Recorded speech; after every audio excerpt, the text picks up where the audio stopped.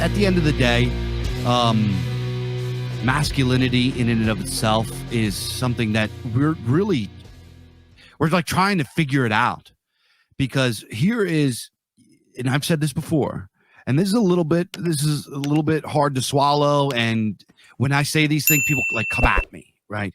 A lot of what we do, as far as like masculine expression, is a surrogate activity because it has been rendered obsolete, right? Yeah.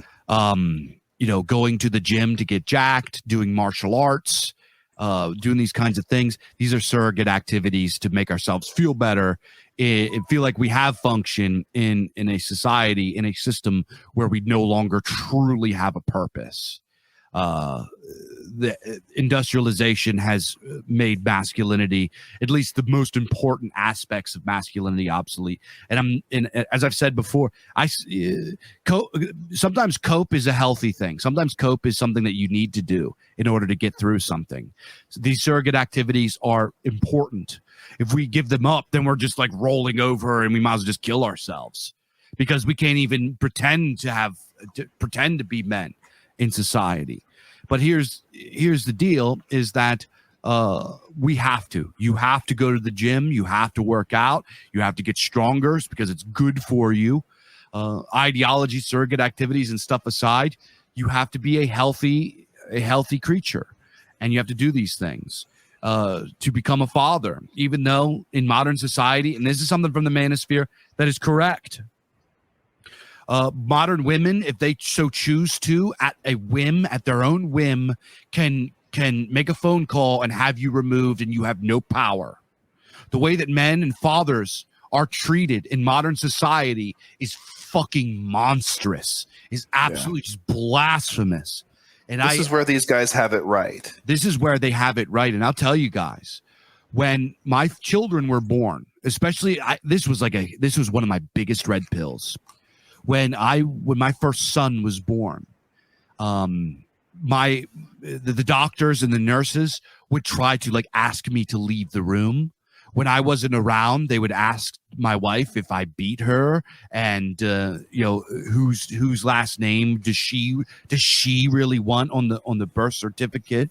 Like, these are the kinds of things. She could have just said, "I don't want him here. I want my name on the birth certificate," and I would have been like fucked. They would have like called the police and just had me removed by men with guns. If she, in modern society, a woman can literally make a phone call and the state will send agents with guns to come forcibly remove men from their household. And then she can take them to court and rape them financially for the rest of their lives. And there's nothing they can do about it. This is fucked. This is fucked. At the end of the day, masculinity can never return to a healthy form until we've completely and utterly in all aspects return the power of the father. Until the dad becomes the source of power, the authority in his household and in society at large, we will never heal. In order for us to heal spiritually, physically, and in order for children to come from healthy households, so much of society is fucked because men and women are raised in single mother households. And I'm not saying that all single women and single mothers are nefarious. Sometimes they marry there is tons of shitbag dudes out there, scumbags that go off and cheat and leave and abandon their families. There are tons of guys like that. But it is a like self-devouring, all-devouring cycle of retarded men raised by single moms that abandon their families for more children to be raised by single moms, and it goes on and on and on, and the state steps in to become this perversion, this mockery of the father in an abstract. And for this reason, society is fucked until dads return to power. And this is like ultimately the theme of Culture Dads, is until dads return to power, until there's the return of the dad, society will never heal. And we have to bring that back. And that is what the goal of the Manosphere should be. It should fuck the Manosphere. It should be the Dadasphere. Yeah. 100,000%. Totally. And you guys out there, let me tell you guys something. As a father, as a guy that is a leader in a community, as a guy that does my thing, you single guys out there, your job, if you want to become part of something, if you want to join a Manorbund, if you want to join a community and not be an isolated, atomized bug man that contemplates fucking suicide and stares at screens and lives in this mindless, drab, fucking bland, capitalist grind of work, jerk off, watch movies, consume, sleep, repeat.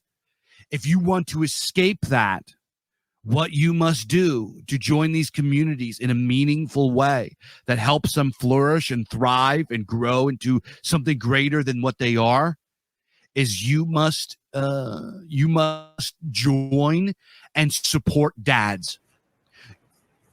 Become like in command to helping dads and willingly become like a student or a little brother or this kind of thing. Even if the dad is younger than you, because let me tell you, being a dad today in current year is fucking hard. It's hard. You think the world is hostile to you just as a man? Become a father. Become a father. And go and on the days that are supposed to be the most special days of your entire life, seeing your children born, the system treats you like a fucking animal, like a dog, like you don't have any rights, you don't belong. It treats you like this. You get treated like a dog at every corner, and you have a hard time.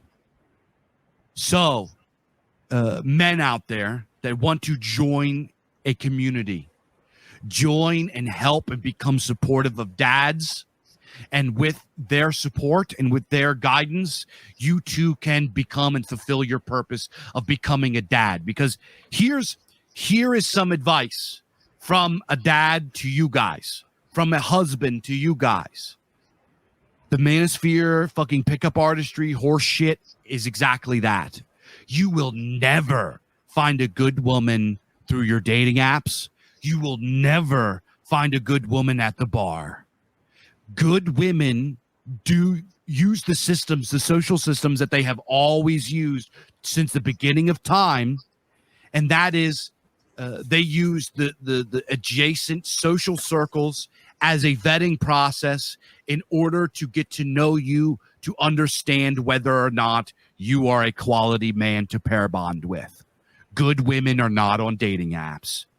Good women know that in order to find a good man, that man must first get approved by her brothers, get approved by her friend circles, get approved by her cousins, get approved by her coworkers, get approved by all of the layers of her social circles in order to get to her.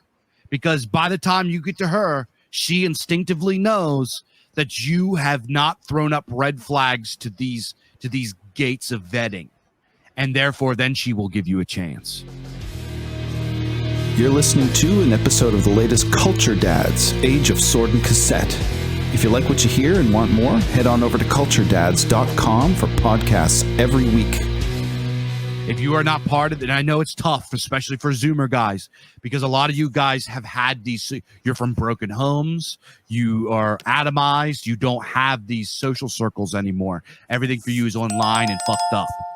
But you must willingly seek out these social circles, and it's not going to be like anything else.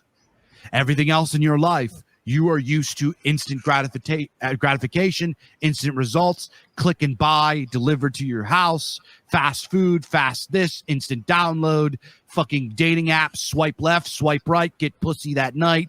That's not how quality, meaningful things operate.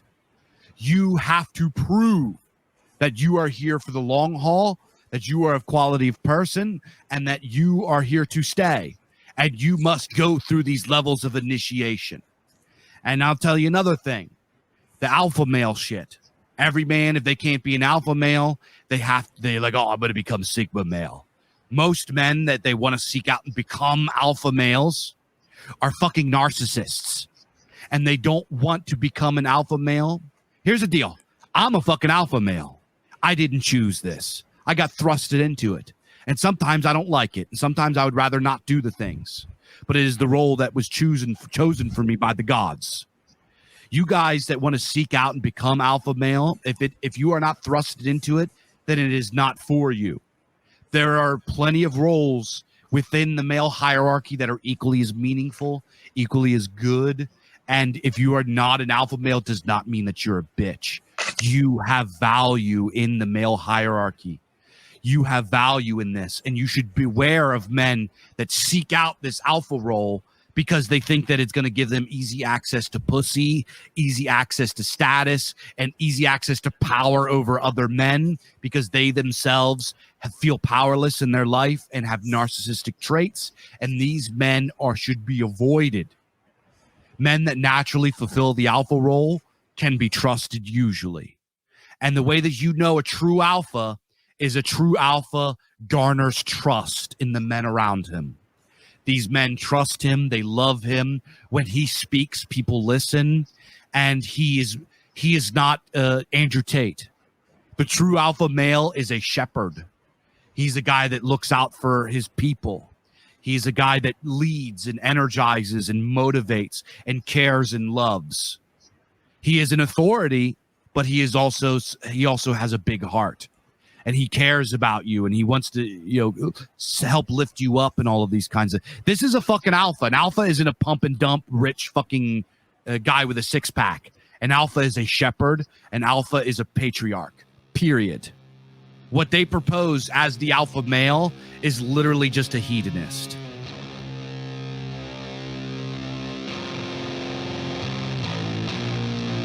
You're listening to an episode of the latest Culture Dads, Age of Sword and Cassette, where two fathers and community leaders discuss modern culture from a timeless perspective.